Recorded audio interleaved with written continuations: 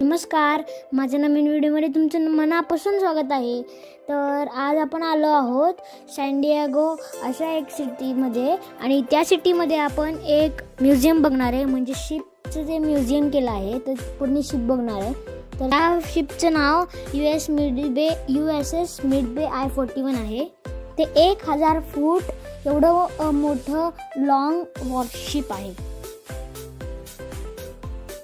USS Midway आहे ते longest serving aircraft आहे आणि ते 20th सेंचुरीमध्ये नुसतं 17 महिन्यांमध्येच बांधलं होतं. तर जेव्हा आपण शिपमध्ये एंटर करतो तेव्हाच आपल्याला शिपची घंटा दिसते. एंटर केला जो आपल्याला तो डेक दिसतो आहे तो हँगर डेक आहे आणि म्हणजेच मेन डेक आहे. तर आपल्याला विमानाची इन्फॉर्मेशन मिळायला त्यांनी असं हे ऑडिओचं असं स्टँड दिला होता आणि तिकडे आपलं त्यांनी आम्हाला असं छोटंसं मोबाईलसारखं एक वस्तू दिली होती. तर ती दाबायची आणि मग आपल्याला त्याच्यामधून ऑडिओ मिळतो आणि मग आपण ऐकायचं. तर इकडे तुम्हाला दिसत असतील सगळे एअरक्राफ्ट आहेत.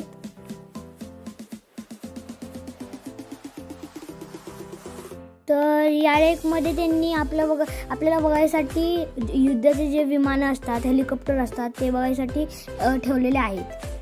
तर इथे त्यांनी अशी विमानाची मोटर ठेवली. ती विमानाच्या मध्ये असते, ती खूप मोठी आहे.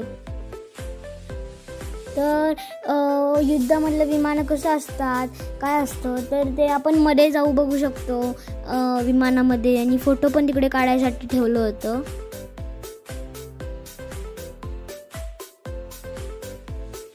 तुम्हाला दिसत असतील इथे किती बटणं आहेत. मी तर कन्फ्युजच होऊन गेलो.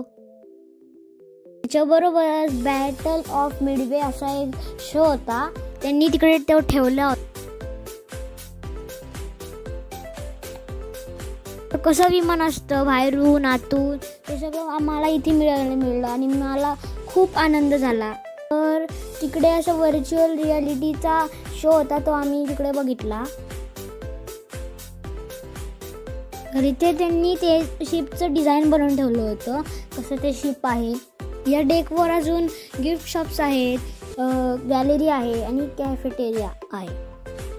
तर आपण जेव्हा फ्लाईट डेक म्हणजेच अजून वरचा डेक जेव्हा आपण तिकडे जातो तेव्हा आपल्याला इकडे फर्स्ट एड किट दिसतं त्यांचं. आता हा जो डेक आपण आलो आहोत तो फ्लाईट डेक आहे. तर इथे पण त्यांनी विमानच ठेवलेले आहेत, वेगवेगळे त्यांचे एअरक्राफ्ट आणि हेलिकॉप्टर्स. तर चला बघूया. बघा हे शिप किती मोठं आहे. वरतून आपल्याला त्यांचं कॅफेटेरिया दिसतंय. हे जे शिपवरची माणसं असतात ते एक्सपिरियन्स असतात, ते आपल्याला सांगत होते प्लेनची माहिती काय काय आहे आणि त्यांना आपण क्वेश्चन विचारते ते नक्की आपल्याला उत्तर पण देतात. आता विमान उडण्यासाठी तयार आहे. तर चला आता. माझ्यापेक्षा ते विमानच किती मोठं झालं. मी तुम्हाला दिसतोय का?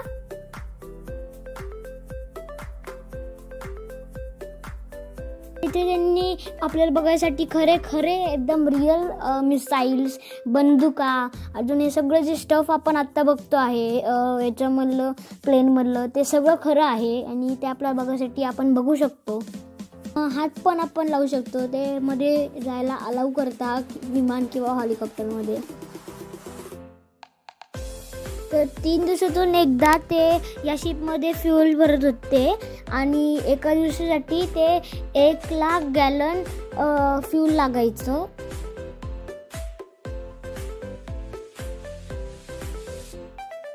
मी पहिल्यांदा युद्धातले विमानं आणि हेलिकॉप्टर एवढं जवळून हात लावून बघतो आहे. हे बघा तुम्हाला दिसत असेल किती मोठं हे हेलिकॉप्टर आहे.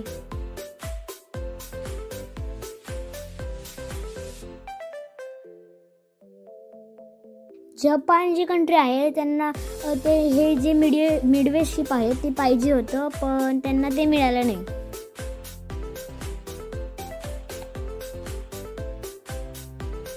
चला तर आता हेलिकॉप्टर कसं असतं मधून ते दाखवतो.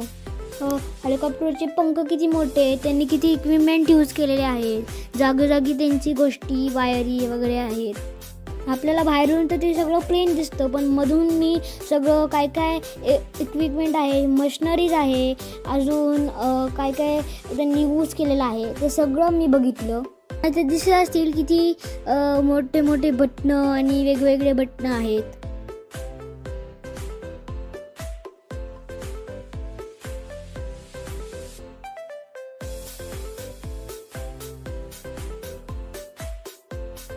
हे जे शिप होतं ते 2004मध्ये त्यांनी म्युझियम म्हणून उघडलं होतं, म्हणजे म्युझियम लोकांना बघायसाठी.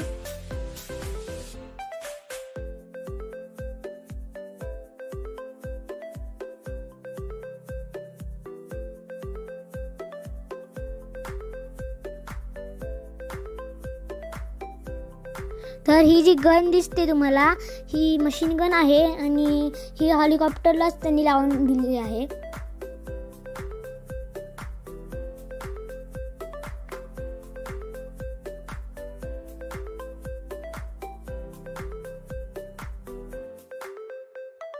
ते प्रत्येक विमानाच्या साईडला असं ते ऑडिओचं दिलं आहे ना, त्याचं पूर्ण ते हिस्ट्री विमानाची, प्रत्येक एक विमानाची हिस्ट्री सांगतात.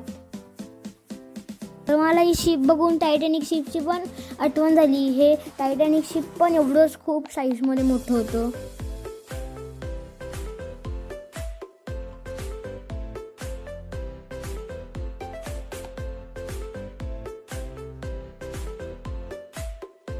इतकं मोठं शिप मी पहिल्यांदाच बघितलं. हे खूप मोठं शिप आहे आणि इथून जे आहे हा जागा, मोकळी जागा, तिकडून प्लेन लँड करतात, वरती जातात. तर हा रनवे आहे. तर जे हेलिकॉप्टर्स होते, विमानं होते, ते सगळे आपण आता इकडून बघितले मधून आतून. पण आता ही USS मिडवे ही म्हणून एक शिप आहे, ती कशी चालते त्याचं मी पार्ट 2 एक बनवेल, USS मिडवे पार्ट 2. त्याच्यामध्ये इंजिन रूम, कॅप्टनची रूम, अजून काय काय जे बिलो डेक्स आहे त्याच्यामधले ते सगळं दाखवेल. For watching this video. तुम्हाला व्हिडिओ आवडला असेल तर लाईक करा, शेअर करा आणि चॅनलला सबस्क्राईब नसेल केलं तर सबस्क्राईब करा. तुम्हाला काही सजेशन, क्वेरीज किंवा अजून काही विचारायचं असेल तर मला नक्की फेसबुक पेजवर किंवा इंस्टाग्राम पेजवर नक्की कळवा. धन्यवाद.